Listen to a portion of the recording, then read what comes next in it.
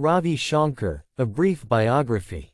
Ravi Shankar was an Indian sitarist and composer, who became the most famous and influential exponent of Indian classical music in the second half of the 20th century.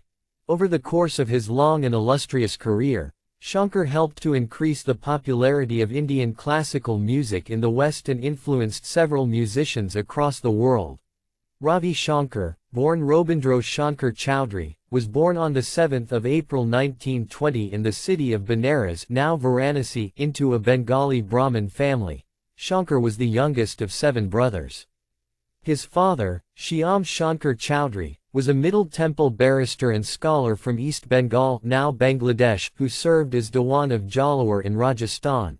Shankar's father got rid of the family's last name, Chowdhury, and adopted the Sanskrit spelling of Shankar, making it Shankar. While Shankar was raised by his mother Himanjini Devi in Benares, his father married a second time in London, where he was then working as a lawyer.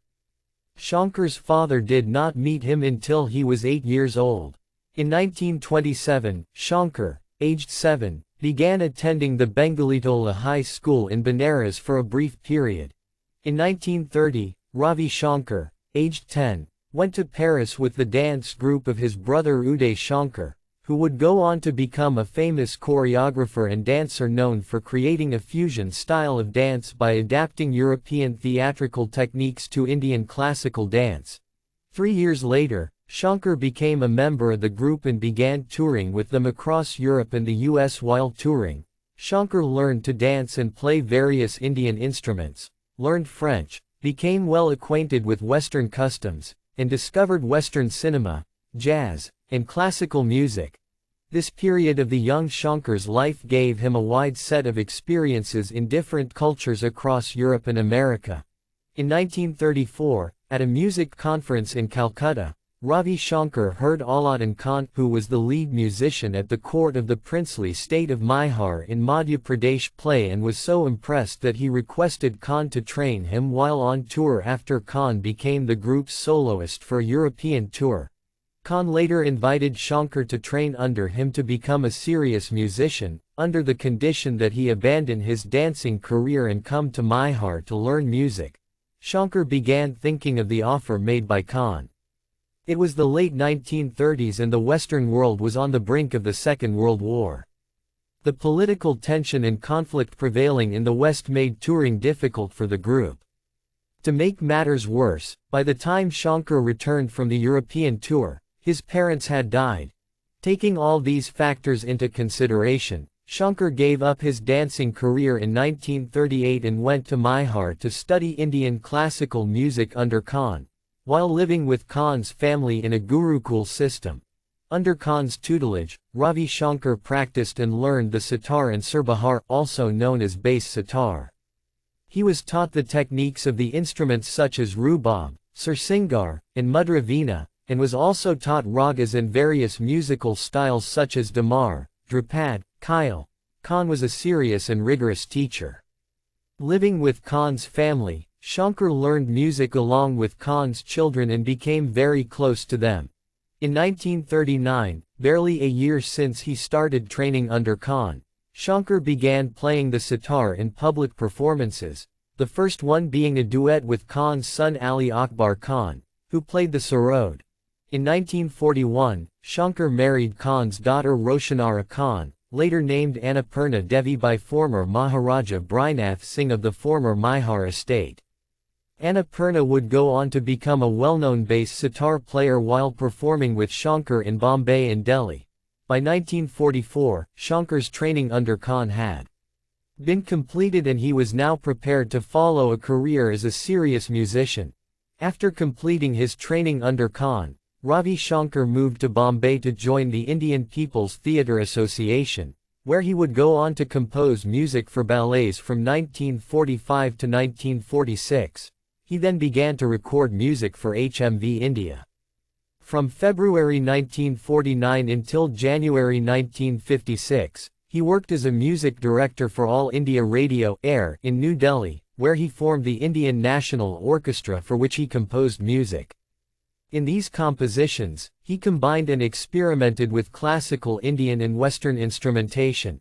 In the mid-1950s, Shankar was hired by the great Indian filmmaker Satyajit Ray to compose the music for the soon-to-be internationally acclaimed films of the Appu trilogy, directed by Ray. In 1952, the director of The Air, V.K. Narayana Menon, introduced Ravi Shankar to American violinist Yehudi Menuhin during Menuhin's first visit to India. 3 years later, Menuhin invited Shankar to perform in New York City for a demonstration of Indian classical music, at an event sponsored by the Ford Foundation. Hearing about the positive and encouraging response received by his mentor Aladdin Khan, Shankar resigned from Air in 1956 in order to tour the US, the UK, and Germany.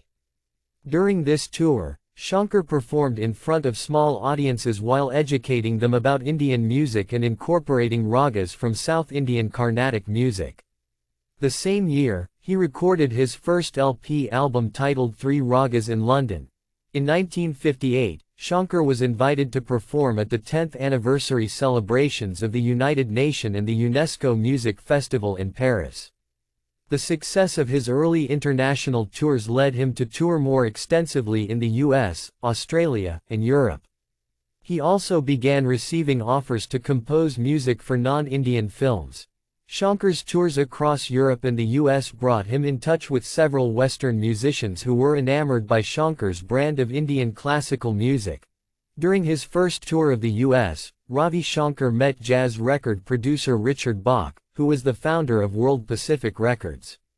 Shankar went on to record most of his albums in the 1950s and 1960s under Bach's label.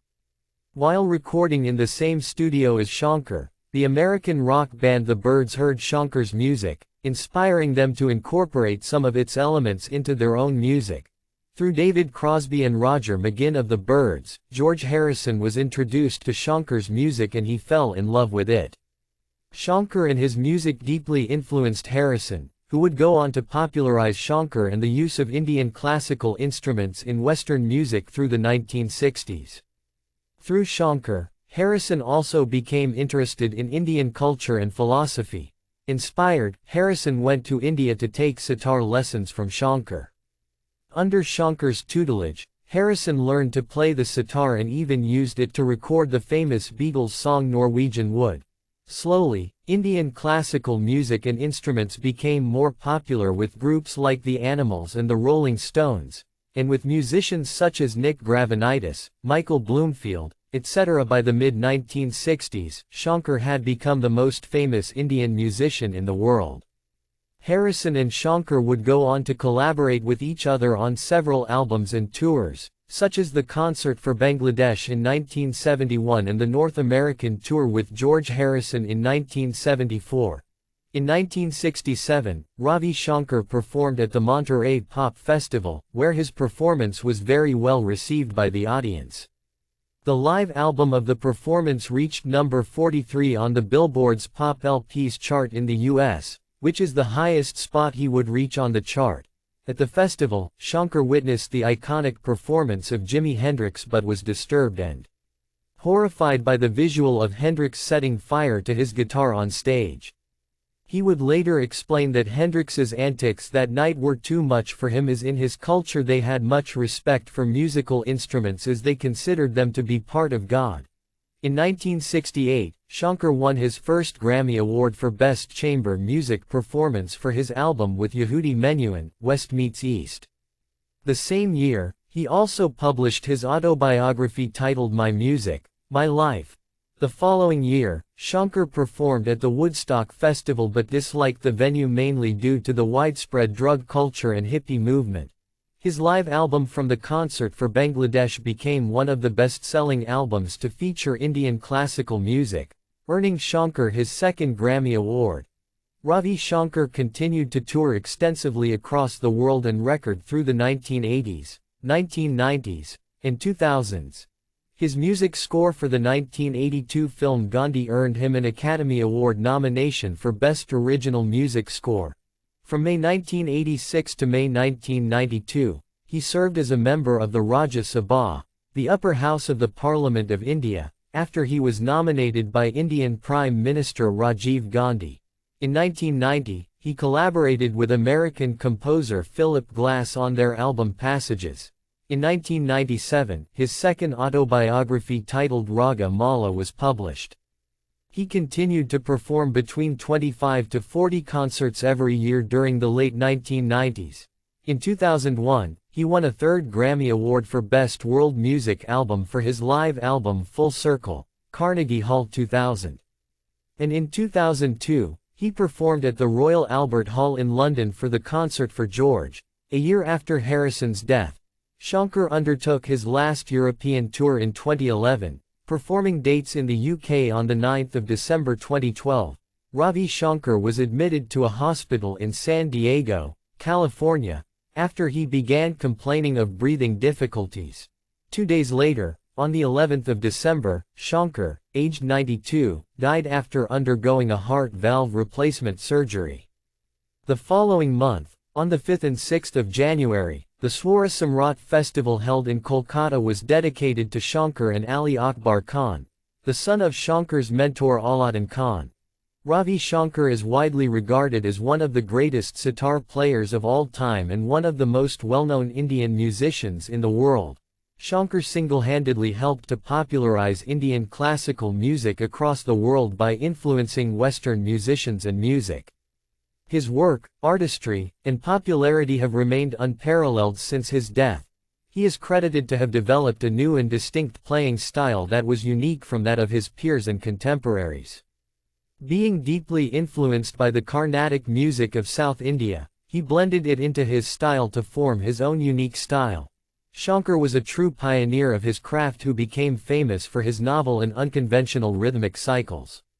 His collaboration with tabla maestro Ala Rakha, father of the great tabla player Zakir Hussain, helped popularize tabla playing in Indian classical music. Shankar is also credited to have introduced 31 new ragas. Needless to say, Ravi Shankar was no doubt one of the most influential and popular Indian musicians of all time.